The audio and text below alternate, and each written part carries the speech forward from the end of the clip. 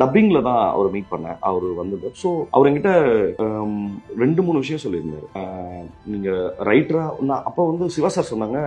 சிவா சார்ட்ட கேட்கிறாரு, இவர் எங்கேயோ பார்த்துருக்கேங்க. இல்லைங்க நான் இவர் எங்கேயோ பார்த்துருக்கேங்க அப்படின்னு சொல்லிட்டே இருக்காரு. அப்போ சிவா சார், இல்லை சார் ரைட்டர், நம்ம ஆஃபீஸ் கூட நீங்க வரலையே சார் அப்படின்னு. இல்லை கரெக்ட், நான் எங்கேயோ பார்த்துருக்கேன் சொல்லும்போது, சார் காலால நடிச்சிருக்கேன். கரெக்ட், ஆமா. அப்புறம் விக்ரம் வேதால பார்த்தேன் அப்படின்னு சொல்லி சொன்னேன். அப்புறம் சொல்லிட்டே இருந்தேன், ரொம்ப தேங்க்ஸ் சார், நான் ரொம்ப என்ஜாய் பண்ணேன் இந்த படம் ஒர்க் பண்ணது. அண்ட் எவ்ரி டைம் டப்பிங்ல ஏதாவது ஒவ்வொரு டைலாக் பேசிட்டு சிவா சார்ட்ட கேட்பாரு, ஓகேவா அது அப்படின்ட்டு. அதுக்கப்புறம் பக்கத்துல மணி ஓகேவா அப்படின்னு கேட்பாரு. ஸோ அது வந்து அப்பதான் வந்திருக்கேன்றதை தாண்டி சார் அது ஓகேல கரெக்ட்ல அப்படின்னு. ஸோ அது அந்த என்ன சொல்றது, அந்த பிஹேவியர் இருக்குல்ல, அவன் சின்ன பையன் அவன்கிட்ட எது கேட்கணும்னு நினைக்கலாம், பட் ஆனா அதையும் கேட்கிறாருல, ரொம்ப ரொம்ப யூனிக்கான ஒரு குவாலிட்டியா. ஒரே ஒரு 2 லைன் நீங்க வந்து அஜித் சார் மாதிரி பேசினா என்ன லைன், என்ன டைலாக் குடும்பத்துக்கு சார் விஷ் பண்ற மாதிரி ஒண்ணு வச்சுக்கலாமே. எந்த அஜித் தலைவா?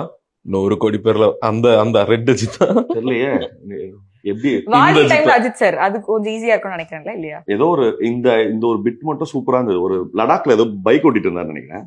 யாரோ ஒருத்தர் வந்து பின்னாடி, சார் நான் உங்களை பயங்கரமா 2 நாளா தேடிட்டு இருந்தேன் சார். தேடிட்டு இருந்தீங்களா? நான் என்ன கொலைகாரனா இல்ல கொலைகாரனா அப்படின்னு சொல்லியிருந்தாரு. அது வந்து ரொம்ப செம்ம கியூட்டா இருந்தது சார் இருந்தது. அஜித் சார் தான் உங்களுடைய இன்ஸ்பிரேஷன் அப்படின்னு சொல்லிட்டு ஒன் ஆஃப் தி இன்ஸ்பிரேஷன். நிறைய பேர் இருக்காங்க. அஜித் சாரும் சரி, விஜய் சாரும் சரி.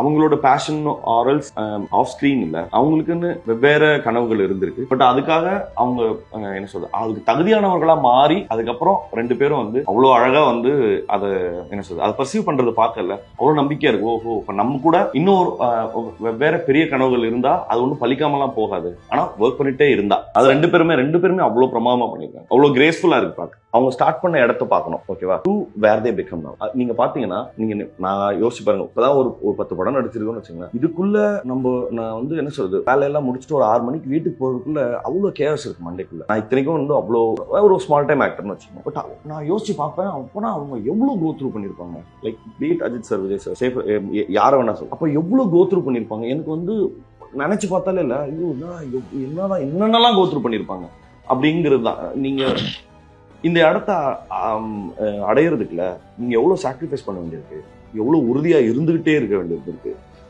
ஏதாவது ஒரு சமயத்துல நீங்க லெட் டவுன் ஆயிட்டீங்கன்னா உங்களை அவ்வளவுதான் முடிச்சிருவாங்க. ஸோ நீங்க கண்டினியூஸா ரொம்ப உங்க கார்டை வந்து வச்சுக்கிட்டே இருந்திருக்க வேண்டியதா இருக்கு. ஸோ அது வந்து என்னைக்குமே பயங்கர.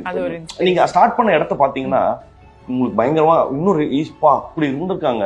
எவ்வளவு நெய்வா அவங்களோட இன்டர்வியூஸ் எல்லாம் பாத்தீங்கன்னா ரொம்ப இப்ப என்ன சொல்றது, ஸ்டார்ட் பண்ண இன்னைக்கு அவங்க இன்டர்வியூஸ் பார்க்கும்போது இல்ல, ஒரு லேர்ன்ட் மேனா அவங்க நிக்கிற அது அந்த டிஃபரன்ஸ் தான் பயங்கர இன்ஸ்பைரிங். அஜித் சார் எப்போதுமே சொல்லுவாங்க, உங்க லைஃப் பாருங்க, உங்க ஃபேமிலியை பாருங்க. இப்போ இந்த ஆஃப்டர் வின்னிங் த ரேஸ் நிறைய பேசுறதுக்கு, சார் பேசுறது கேட்கறதுக்கு சான்ஸ் கிடைக்கும். அதுல ஒரு விஷயம் சொல்லியிருந்தாங்க, அஜித் வாழ்க விஜய் வாழ்கன்னு எவ்வளவு நாள் சொல்லிட்டே இருப்பீங்க, நீங்க எப்போ வாழ போறீங்க அப்படின்னு சொல்லி ஒரு ஆக்டர் வந்து கேக்குறாங்கன்னும் போது அதுக்கு ஒரு இது வேணும் இல்லையா? இன்னொன்னு அது வந்து ரொம்ப ஜென்யூனான ஒரு ஆதங்கமா தான் பார்த்தேன். ஏன்னா ஒரு தடவை நாசர் சார்கிட்ட பேசிட்டு இருந்த போது அவர் சொன்னாரு, இந்த ரசிகர் மன்றங்கள்னு ஒண்ணு இருக்குல்ல, அது வந்து அதுல எங்கேஜ் ஆகிற பீப்புளோட லைஃப் பாத்தீங்கன்னா ஒரு 18-17 வயசுல இருந்து ஒரு 35 வயசுக்கு வரைக்கும், அதுதான் ஒரு மனுஷனோட பிரைம் டைம். அவன் அதுக்குள்ள அவன் லைஃபை சரிப்படுத்திக்கிட்டா தான் உண்டு. 35க்கு அப்புறம் ஒண்ணுமே கிடையாது, எல்லாமே போயிடும். ஆனா அந்த இடத்த எல்லாத்தையுமே வேற என்ன சொல்றது, வேற ஒரு ஆக்டிவிட்டியில போட்டாக்கா அவன் லைஃப் 35க்கு அப்புறம் நீ அதுக்கப்புறம் வருத்தப்பட்டோ எதுக்குமே பிரயோஜனம் இல்லை, திருப்பி அந்த டைமும் வராது உனக்கு.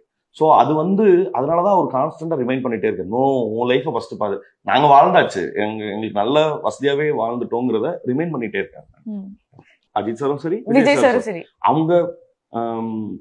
அவங்களோட பேஷன் ஆரல்ஸ் ஆஃப் ஸ்கிரீன் இல்ல, அவங்களுக்குன்னு வெவ்வேறு கனவுகள் இருந்திருக்கு. பட் அதுக்காக அவங்க என்ன சொல்றது, அதுக்கு தகுதியானவர்களா மாறி அதுக்கப்புறம் 2 பேரும் வந்து அவ்வளவு அழகா வந்து அதை என்ன சொல்றது, அதை பர்சீவ் பண்றது பார்க்கல அவ்வளவு நம்பிக்கையா இருக்கு. ஓஹோ, இப்ப நம்ம கூட இன்னொரு வெவ்வேறு பெரிய கனவுகள் இருந்தா அது ஒன்றும் பலிக்காமலாம் போகாது, ஆனா ஒர்க் பண்ணிட்டே இருந்தா அது 2 பேருமே அவ்வளவு பிரமாதமா பண்ணிருக்காங்க. அவ்வளவு கிரேஸ்ஃபுல்லா இருக்கு பார்க்க.